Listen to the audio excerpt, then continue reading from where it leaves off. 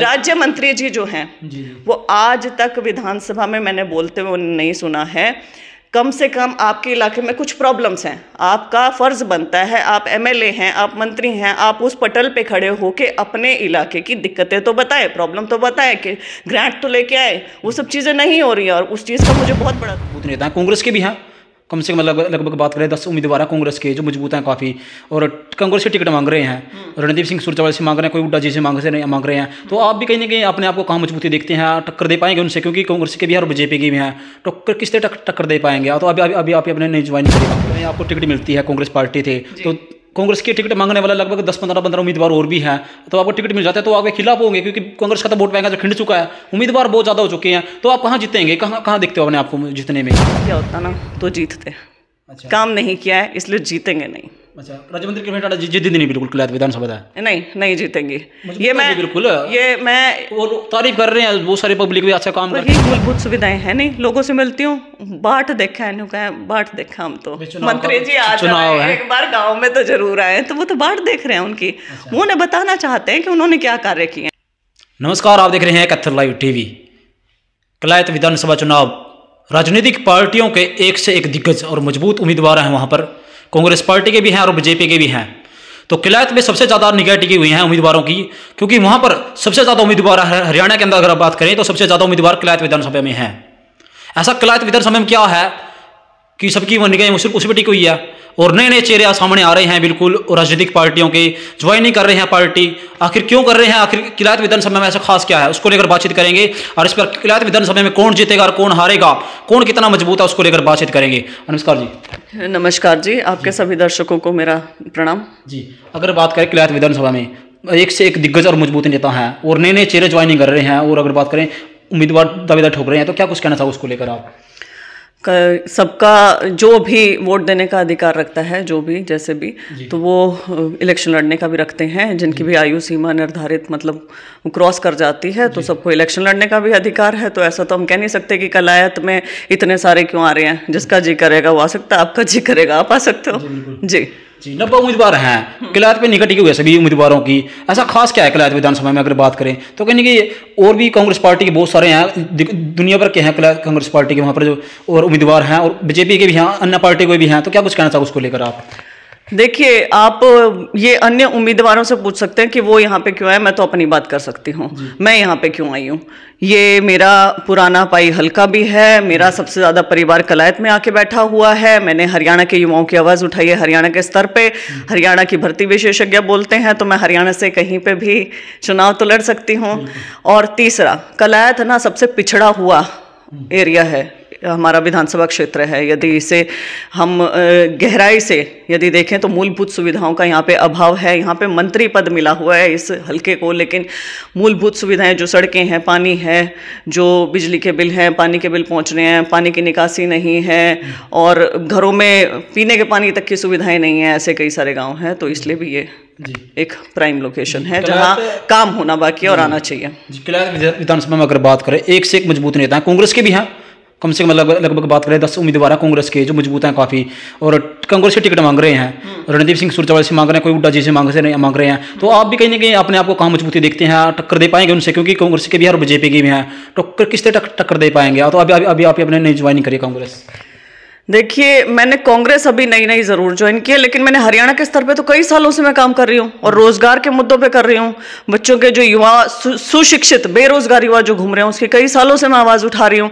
और आप कह रहे हो कि मैं टक्कर दे पाऊंगी, मैं कहती हूँ क्या को वो सभी मुझे टक्कर दे पाएंगे? क्योंकि मैंने सच में काम किया है, मैं योग्यता के बल पे हूँ यहाँ पे कोई मैं किसी नेता की बेटी नहीं हूँ कि मुझे प्रमोशन मिल गया हो ऐसे ही, या मैंने कोई कहीं से कोई सिफारिश लगाई हो, नहीं, मैंने योग्यता के बल पे नाम कमाया है, श्वेता ढुल, और मैं यहाँ पे आई हूँ, पहली बात। दूसरी बात कि किलायत में आप ये देखें कि जो जनता नीचे से डिसाइड करेगी ना, जनता जिसके ऊपर आशीर्वाद अपना रखेगी वो आएंगे। और तीसरा, जो पार्टी हाईकमान करेगी, जिसको भी चुनेगी, जिसको भी टिकट देगी वो आएगा। सीधी सी सिंपल सी बात है। यदि आप कहते हैं कि दिग्गजों से टकराना, तो मैंने माननीय मुख्यमंत्री श्री मनोहर लाल खट्टर जी के साथ लड़ाई लड़ी हुई है, बहुत लंबी लड़ाई लड़ी है। मैंने दुष्यंत चौटाला जी के साथ लड़ाई लड़ी हुई है, पर्सनली नहीं, जिस पद पे वो बैठे हैं वो चीज़ें ठीक कर सकते थे, नहीं की है तो वो लड़ाइयाँ बहुत लंबी लंबी लड़ी हैं और जीती भी हूँ। बहुत सारी लड़ाइयाँ, बहुत जगह सरकार को बैकफुट पे भी लेके आई हूँ, सरकार ने चीज़ें भी मानी हैं। तो दिग्गज तो जी बहुत सारे होते हैं और दिग्गज कोई अपनी माँ के पेट से तो पैदा नहीं होता है। अच्छा। कोई हर कोई साधारण इंसान होता है, वो कोई असाधारण कार्य करता है तभी वो दिग्गज बनता है। श्वेता बहुत साधारण लड़की थी, श्वेता ने असाधारण कार्य किया, इसलिए श्वेता का आज नाम है, जानते हैं सब। धन्यवाद। तो अगर बात करें इसके अलावा बीजेपी से हैं, राजमंदिर कमलेश टांडा जी हैं, और भी बहुत सारे नेता हैं जो टिकट मांग रहे हैं बीजेपी पार्टी से, कहीं ना कहीं उनको क्या दिखता है इस बार जीत पाएगी बीजेपी पार्टी कलायत विधानसभा में? इस बार क्या हालात होने वाले हैं? देखिए, मैं सभी पार्टियों की बात करती हूँ। यदि काम किया होता ना तो जीतते। अच्छा। काम नहीं किया है इसलिए जीतेंगे नहीं। अच्छा, राजमंदिर कमलेश टांडा जीत नहीं बिल्कुल कलायत विधानसभा है? नहीं जीतेंगे। ये मैं बिल्कुल, ये मैं वो तारीफ कर रहे हैं, बहुत सारी पब्लिक भी अच्छा काम करके चमका दिया कलायत, उनका चंडीगढ़ बना दिया, बहुत सारे कह रहे हैं। आप ना उस आदमी को यहाँ लेके आओ जो न्यू कह दे कि कलायत चमका दिया और चंडीगढ़ बना दिया, सड़कें टूटी पड़ी, पानी की निकासी नहीं हो रही है और महिलाएं सिर पे पेंडे अभी भी ढोके, ऐसे कई सारे गांव हैं जहां लेके आ रही है, पीने के पानी तक की सुविधाएं नहीं है। ऐसे भी गांव हैं जहां पर मूलभूत बिल्कुल प्राइमरी हेल्थ केयर सेंटर नहीं है, कोई प्राइमरी स्कूल तक नहीं है, बस स्टैंड तक नहीं है। रोहिड़िया गांव है, आप वहां से मिलें, सरपंच साहब से बात करें, सबसे बात करें, वो इतने ज्यादा परेशान है। पहले भी बहुत सारे एमएलए रह चुके, कांग्रेस पार्टी के भी एमएलए हैं, जयप्रकाश जेपी जी रहे हैं पीछे, ठीक है, और चुनावी हारे हैं, उसके बाद कहीं ना कहीं क्या दिखते हैं, काम नहीं करे थे उसने, या फिर बहुत सारे कांग्रेस के भी रहे हैं, बीजेपी के रहे हैं, क्या दिखते हैं आप? देखिए, मैं इतिहास की बातों के बजाय मैं भविष्य की बात करना पसंद करूंगी कि भविष्य में मैं क्या क्या कर सकती हूँ। मैं यहाँ पर एक एम के साथ आई हूँ, एक मुझे न केवल अब रोजगार के संबंधी मुद्दे उठाने हैं, मुझे जो मूलभूत सुविधाएं हैं ना, क्योंकि ये मेरा ही क्षेत्र है, यहाँ मूलभूत सुविधाओं का अभाव इतना ज्यादा है कि ये चीजें मुझे बदलनी है, ये सोच के आई हूँ। तो क्यों ना हम भविष्य की बात करें, पास्ट की बात नहीं करते हैं। जी बिल्कुल जी। तो तमाम अगर बात करें, आपको टिकट मिलती है, कांग्रेस पार्टी थे तो कांग्रेस की टिकट मांगने वाला लगभग 10-15 उम्मीदवार और भी हैं, तो आपको टिकट मिल जाता है तो आपके खिलाफ होंगे, क्योंकि कांग्रेस का तो वोट बैंक जो खिंड चुका है, उम्मीदवार बहुत ज्यादा हो चुके हैं, तो आप कहाँ जीतेंगे, कहाँ देखते हो अपने आपको जीतने में? ये ना मतलब किस तरीके देखते हैं आप, क्योंकि आप वोट खराब करेंगे, वो भी आजाद लड़ेंगे चुनाव नहीं, फिर तो पहली बात तो ये है कि कांग्रेस एक है। दूसरी बात ये है कि यदि कोई ऐसी इतर विचारधारा रखता है और ऐसे जाता है या ऐसे सुर उठते हैं तो वो बिल्कुल गलत है। और जो भी उम्मीदवार जिसको भी टिकट मिलती है, मैं अपनी तरफ से तो ये कह सकती हूँ कि मैं उसका पूरा साथ दूंगी, पूर्ण समर्थन दूंगी, कोई बगावत नहीं होगी, क्योंकि यहाँ पे मैं शैलो राजनीतिक, हल्की राजनीति करने के लिए नहीं आई हूँ, मैं लंबा चलने के लिए आई हूँ। मुझे अपनी लकीर सबसे लंबी खींचनी है, मुझे किसी की लकीर काटनी नहीं है। मैं ये बता सकती हूँ कि मैं क्या क्या कर सकती हूँ। किसी ने कुछ नहीं किया है तो मैं उसकी सफाई नहीं दे सकती, मैं उस चीज को बोल नहीं सकती हूँ। और यदि कल को ऐसा कुछ होता है तो जनता बहुत समझदार है, जनता को पता है कि कांग्रेस को लेकर आना, तो जनता कांग्रेस को। अगर बात करें, पूर्व विधायक हैं, उन्होंने टिकट मांग रहे हैं कलायत विधानसभा से, उसके लड़के के लिए मांग रहे हैं, खुद भी चुनाव लड़ सकते हैं। लाखा मांडे जी हैं, धर्मवीर कोलेखा जी हैं, इसके अलावा अगर बात करें मजबूत नेता, सबसे अगर जाने माने अगर बात करें देवीराम कसाण जी हैं, वो और भी बहुत सारे नेता हैं। तो कहने के कैसे दिखते हैं वो कांग्रेस पार्टी टिकट मांग रहे हैं, वो भी कह रहे हैं कि हमारी टिकट पक्की है, हमारी मजबूती है, कैसे दिखते हैं आप उनको? आप क्या जीत पाएंगे उनको टिकट मिलती है तो? आप मैं अपनी बात करूंगी, यदि मैं बहुत अच्छा काम करती हूँ, जनता मेरे सिर पे आशीर्वाद रखती है, हाईकमान मेरे सिर पे आशीर्वाद रखता है, तो मुझे टिकट मिलेगी। यदि श्वेता अच्छा काम नहीं करती है, किसी और को टिकट मिलती है, तो श्वेता उसका साथ देगी। अच्छा, उसका बिल्कुल है, बिल्कुल। अच्छा, तो अगर आगे की क्या कुछ प्लानिंग रहेगी आपकी, बड़े लेवल पे, हाई लेवल पे, चुनाव को लेकर? मेरी प्लानिंग सिर्फ इतनी है कि मुझे अपने काम पे फोकस करना है, मुझे हर एक वोटर से मिलना है, हर एक गांव में हाजिरी लगानी है, बताना है लोगों को अपनी, जो मैंने पास्ट में किया है और जो मैं अब आगे करने वाली हूँ, जो मैं विचार रखती हूँ अपने रोजगार को लेकर, शिक्षा को लेकर, मूलभूत सुविधाओं को लेकर, उसके बारे में बात करना चाहती हूँ। सबसे एटलीस्ट लोगों को पता हो कि उनके बीच में एक सुशिक्षित, दूरदर्शी सोच रखने वाली महिला आ चुकी हैं, जिनकी ऐसी छोटी सोच नहीं है जो कि भाई किसी की आपने जैसे का बगावत वगैरह ऐसा करे, जो एक लंबी प्लानिंग के साथ आई है, जिसने एक दूरदर्शी एक चीज सोच के रखी है कि कलायत हल्के को चमकाना है, कलायत हल्के का नाम आना चाहिए, जो अभी पिछड़े इसमें इनका नाम आता है, ऐसे ना आए। हमारी सड़कें अच्छी हो, शिक्षा सुविधा, ये सारी स्वास्थ्य सुविधाएं, रोजगार, हमारे बच्चे जो मजबूरीवश विदेशों में पलायन कर रहे हैं, मजबूरीवश, मैं शौकिया या फिर मैं स्टडी वीजा की बात नहीं कर रही हूँ, वो किसी तरीके से रुके। जो सुशिक्षित बच्चे हैं उनको गांव की गांव में कैसे रोजगार दिया जा सकता है, कैसे प्राइवेट रोजगार को यहाँ पे लाया जा सकता है। अब इसी को ही मैं थोड़ा लंबा बढ़ाना चाहूंगी। वो ये है, राज्य मंत्री जी जो हैं वो आज तक विधानसभा में मैंने बोलते हुए नहीं सुना है।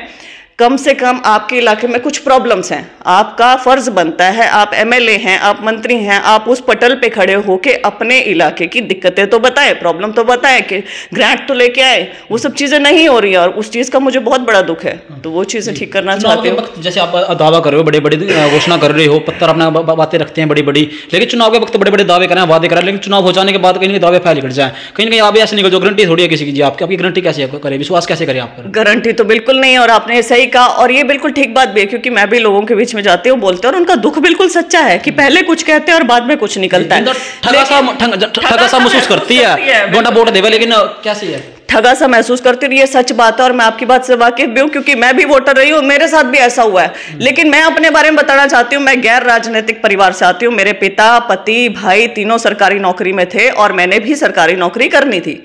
मैं सरकारी नौकरी में है और मैंने भी सरकारी नौकरी करनी थी, लेकिन मैं खुद भ्रष्टाचार का शिकार हुई। मैंने खुद उसके खिलाफ आवाज उठी। एक तो ये कहते हैं नेता बनने के बाद काम करे, श्वेता ने नेता बनने से पहले काम किया है। एक आम लड़की को कैसे उसके नाम से जाना जा सकता है? कहीं तो उसने योग्यता, कहीं तो कमाया होगा। आज यदि मुख्यमंत्री, उप मुख्यमंत्री, पूर्व मुख्यमंत्री, 90 के 90 विधायक मुझे नाम से जानते हैं, मीडिया नाम से जानता है, तो कैसे जान रहा है? कहीं ना कहीं तो कुछ ना कुछ काम किया है। तो नेता बनने से पहले मैं काम करा है मैंने बहुत ज्यादा, और मैं कर्मठी इंसान हूं, मैं कर्म करने में बिलीव करती हूं। मुझे किसी की बुराई नहीं करनी है, कुछ नहीं करना, मुझे केवल एक ध्येय रखना है, ये मेरा काम है और ये मुझे पूरा करना है। पहले रोजगार के क्षेत्र में किया था, अब क्योंकि मैंने राजनीति में आ गई हूं, मैंने ऑफिशियली पार्टी ज्वाइन कर ली है, कांग्रेस पार्टी श्री रणदीप सिंह सुरजेवाला जी के नेतृत्व में। तो अब मेरा वो एक पटल है, एक दायरा है, वो बड़ा हो गया। पहले केवल बेरोजगारी था, अब शिक्षा भी है, शिक्षा मेरा मुद्दा रहा है, स्वास्थ्य भी है, लोग भी हैं, मूलभूत सुविधाएं भी हैं, तो अब उन सब में काम करेंगे। मुख्यमंत्री कौन होना चाहिए कांग्रेस पार्टी अगर बात करें तो? हुड्डा जी होना चाहिए, रणदीप सिंह सुरजेवाला? मुख्यमंत्री का डिसीजन मैं नहीं ले सकती हूँ। मुख्यमंत्री का दिल क्या कहता है आपका? मुख्यमंत्री का डिसीजन लेगा पार्टी हाईकमान, और जिसने भी अच्छा काम कर रखा हो, जो भी अच्छा परफॉर्म करेगा, जैसे भी होगा, तो वो पार्टी हाईकमान बताएगा कि मुख्यमंत्री को। आपस में एक दूसरे को हराने की कोशिश कर रहे हैं, जितने भी सोच रहे हैं मैं मुख्यमंत्री बन जाऊं, सोच रहे हैं मैं मुख्यमंत्री बन जाऊं, एक दूसरे का बैलेंस बिगाड़ने की सोच रहे हैं। क्या देखते हैं आप इसको, कहां तक सही मानते हैं? मैं ना ये कहती हूँ, कांग्रेस एक है, ऐसा कुछ भी नहीं है गुटबाजी जैसा। हाँ, ये हो सकता है जैसे मैंने श्री रणदीप सिंह सुरजेवाला जी के नेतृत्व में पार्टी ज्वाइन की है कि मेरे फेवरेट नेता वो हैं, कि फेवरेटिज्म जरूर हो सकता है। इसका अर्थ ये नहीं है कि मैं हुड्डा साहब को पसंद नहीं करती हूँ, या मैं शैलजा जी को पसंद नहीं करती हूँ, या मैं किरण चौधरी जी को पसंद नहीं करती हूँ, ऐसा नहीं है। ये अपने अपने फेवरेट उसकी हो जाती है कि आप सपना बांट रहे हो कि मैं एमएलए बनूं किलायत विधानसभा से, ऐसे कांग्रेस के और भी बहुत सारे हैं, क्योंकि अगर आप चुनाव जीतते हैं तो उनका भी मौका नहीं मिलेगा, तो इसलिए सोच रहे हैं कि मुख्यमंत्री बने एमएलए। हुड्डा जी सुरजेवाला को हराने की सोचते हैं और सुरजेवाला जी हुड्डा हराने की सोचते हैं, कैसे दिखते हैं आप इसको? ये आप अपनी सोच में तो नहीं सोच रहे हैं, लोगों की सोच में, पहली बात। दूसरी बात, आपने कहा सपना बेच रही हूँ, मैं सपना नहीं बेच रही हूँ। सपने वो लोग बेचते हैं जिन्होंने कुछ काम नहीं करा होता, जो फूफा मारा है, हवा में बातें मारते हैं। अच्छा। मैंने काम कर रखा है, धरातल पे कर रखा है, और सच में जो CSET, कुछ उदाहरण दूंगी, CSET का क्वालिफाई होना, या आपकी जो RTI है, रिसीविंग नहीं मिलती थी इनकी, उनकी रिसीविंग मिलना, या आप JEE के हरियाणा से बाहर के अभ्यर्थियों को 5-5 अंक दे रहे थे, उनके अंक रुकवाए हैं और हरियाणा के बच्चों को वो अंक दिलवाए हैं। उसके अलावा 2015 की बहुत सारी भर्तियां, एक्साइज इंस्पेक्टर, टैक्सेशन इंस्पेक्टर जैसी तमाम भर्तियां थी, वो सरकार ने रद्द कर दी थी। सरकार के खिलाफ खड़े होकर उन बच्चों को रोजगार दिलवाना, ये होता है काम, और किया है ये काम। अभी भी अड़ी हुई हूँ कि आप हरियाणा के बच्चों को प्राथमिकता क्यों नहीं दे रहे हैं, ग्रुप ए और बी में हरियाणा से बाहर के बच्चे क्यों लग रहे हैं? हमारे बच्चे जिनके लिए मुख्यमंत्री शब्द यूज करते हैं कि कंधे से ऊपर कमजोर है हरियाणवी, तो उनकी लड़ाई लड़ रही हूँ। पर्ची खर्ची पहले बहुत सारी चलती थी, आपने पता ही है, कांग्रेस के टाइम में कह रहे थे कि पर्ची खर्ची चलती थी, पैसा दे के लोग नौकरी लगते थे। ऐसे दिखते हैं बीजेपी सरकार में मुफ्त लग रहे हैं लोग नौकरी।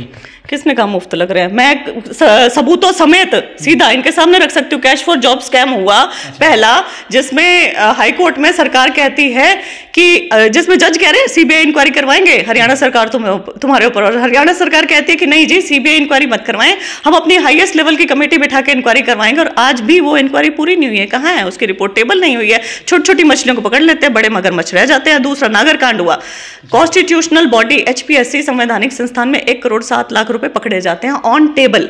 अच्छा। फंसता कौन है? केवल अनिल नागर, बाकी कोई भी इन्वॉल्व नहीं था। इतना सारा पैसा कैसे आ गया एचपीएससी के अंदर? नीचे छोटे छोटे डाटा एंट्री ऑपरेटर, कंप्यूटर वाले, इनको जो उनसे कच्चे कर्मचारी होते हैं इनको निकाल लेते हैं, बड़ी बड़ी मछलियां रह जाती हैं। तो कौन कहता है कि खर्ची पर्ची नहीं है? खर्ची पर्ची निरंतर चल रही है, अपारदर्शिता के साथ भर्तियां हुई, और ये मैं कागज समेत बहुत बार प्रूव भी कर चुकी हूँ और आगे भी प्रूव करती रहूंगी। और देखो, मैं आपको एक चीज बोलती हूँ कि बहुत सारी चीजें इतिहास में होती रही हैं, क्यों ना हम भविष्य की बात करते हैं। बार बार मैं ये क्यों कह रही हूँ? लोगों ने मुझसे पूछा कांग्रेस ही क्यों, बीजेपी क्यों नहीं? बीजेपी नफरत की राजनीति करती है। एक इंसान का जो एक, हम मुद्दों पे तो दूसरा चरण है जब जाएंगे, पहला तो वो है ना कि आपका बेसिक स्ट्रक्चर क्या है। बेसिक स्ट्रक्चर जब नफरत की राजनीति है तो वहां तो जाने का सवाल ही नहीं पैदा होता जी। तो इसलिए वहां नहीं गई, यहां गई हूं और यहां भविष्य की बातें कर रही हूं, और इसलिए कर रही हूं, और सपने भी नहीं बेच रही, काम किया है। अच्छा। और काम करूंगी जी। राज्य मंत्री के राणा जी हैं, विकास कार्यों को लेकर बड़े बड़े दावे कर रहे हैं, कहां तक देखते हैं? कितने के मजबूत हैं, कितने का दम है इसकी बातों में? राज्य मंत्री के राणा जी ये आप करोड़ों की बात कह रहे हैं, ग्रांट मैंडेट में तो कह रहे हैं। आप ना सर्वे भी करते हैं बिट्टू जी, आप जाते हैं गांव गांव में और लोग आपको देते भी हैं अपना जो भी उनका उत्तर होता है। तो आप मेरे से बेहतर जानते हैं, कलायत की जनता मुझे बेहतर इस चीज को बेहतर जानती है। मैं जितना भी जा रही हूँ लोगों के बीच में, खुद भी देख रही हूँ, एनालिसिस भी कर रही हूँ, वही मूलभूत सुविधाएं हैं नहीं। लोगों से मिलती हूँ, बाट देखा है, बाट देखा हम तो मंत्री जी आज एक बार गांव में तो जरूर आए, तो वो तो बाट देख रहे हैं उनकी। अच्छा। वो उन्हें बताना चाहते हैं कि उन्होंने क्या कार्य किए हैं, तो क्यों ना लोगों से ही वो रूबरू हूँ और लोगों से पूछे। खुद अपने मुंह से तो कोई भी कुछ भी पूछ सकता है। मैं आपको भी कहती हूँ कि आप यदि हरियाणा भर में भ्रमण करेंगे, न केवल कलायत में, तो यदि आप श्वेता ढुल के बारे में पूछेंगे तो आपको बहुत सारे जो युवा बच्चे हैं बहुत अच्छा आपको रिप्लाई देंगे। कोई इधर उधर भी दे सकता है, लेकिन मोस्टली युवा जो हरियाणा के हैं वो बोलते हैं, हरियाणा के युवाओं की आवाज वो खुद बोल रहे हैं। यदि मैं आपको बोलती रहूं तो उसका कोई मतलब नहीं होता। जो कमलेश ढांडा जी यदि खुद बोलते रहे उसका कोई मतलब नहीं। आप नीचे सर्वे कर रहे हैं, आपको पता चल रहा है। अच्छा, तो अगर बात करें कलायत विधानसभा की जनता आपको मौका देती है चुनाव जिताने का, तो चुनाव जीत जाते हैं तो क्या कुछ बड़े हाई लेवल पर आप काम करोगे? क्या कुछ बड़े सिस्टम रखा होगा, प्रोजेक्ट रहेगा आपका प्लान?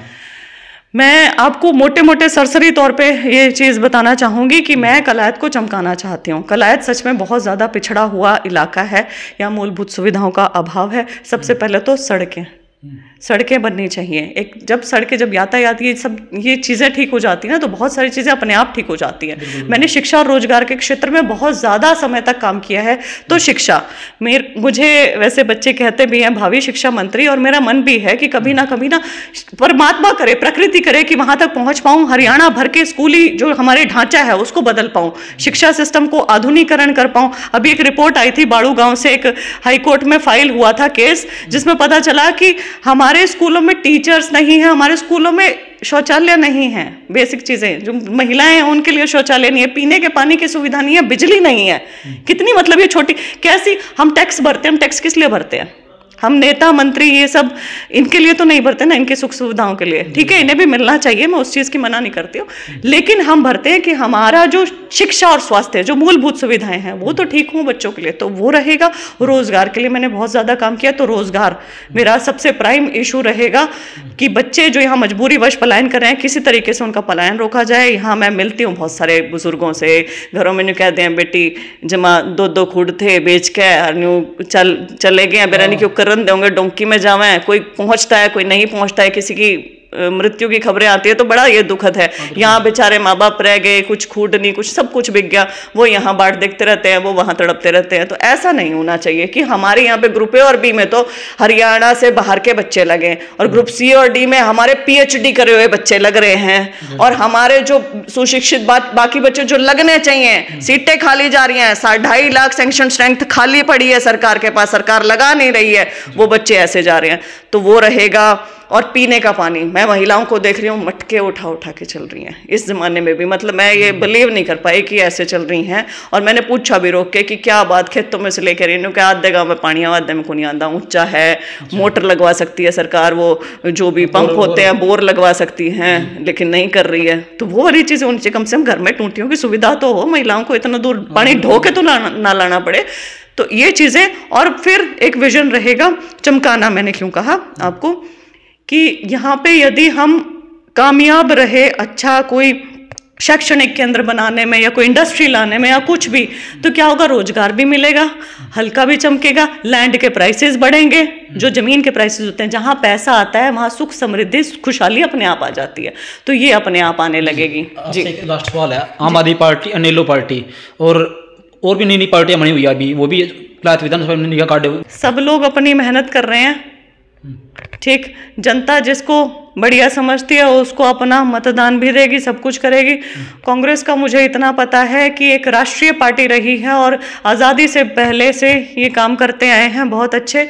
मैं जिस इंसान की विचारधारा से सबसे ज़्यादा प्रेरित हूँ वे हैं श्री रणदीप सिंह सुरजेवाला जी, और उन्हें मैंने काम करते हुए भी देखा है। वो मेरा केस भी हाई कोर्ट में लड़ रहे हैं 2019 से, वो वकील भी हैं, और उनके जब तरीकों को देखा ना, और जब वो जिस पार्टी में है, मेरा बहुत बड़ा जो ये डिसीजन वो सर को देखते हुए रहा कि ये इंसान कोई इतर उतर बात नहीं करते हैं, किसी के ऊपर निजी टिप्पणी नहीं करते हैं, किसी के बारे में गलत नहीं बोलते। एक मुद्दा होता है, उसके 4 बिंदु हैं, 1 2 3 4, उसका 4 सॉल्यूशन, 1 2 3 4, सरकार तुम्हें क्या करना चाहिए, 1 2 3 4, वो ऐसे बात करते हैं। तो मैं उनसे बड़ी प्रभावित हूँ और इसलिए मैंने ये पार्टी भी ज्वाइन करी, उन्हीं की तरह काम करना है और ऐसे ही रहेगा। बाकी पार्टियां जो करेंगी वो जनता देख रही है। चुनाव को लेकर क्या कुछ मैसेज देना चाहोगे कलायत वासियों को आप लास्ट में? कलायत वासियों को बहुत महत्वपूर्ण मैं मैसेज देना चाहती हूँ, वो ये रहेगा कि आप किसी के झोली फैलाने पे कोई आपको भावनात्मक रूप से ब्लैकमेल करे कि गरीबनी हूं, बेचारी हूं, विधवा हूं, कृपया करके वोट दे दें, ऐसे मत दो।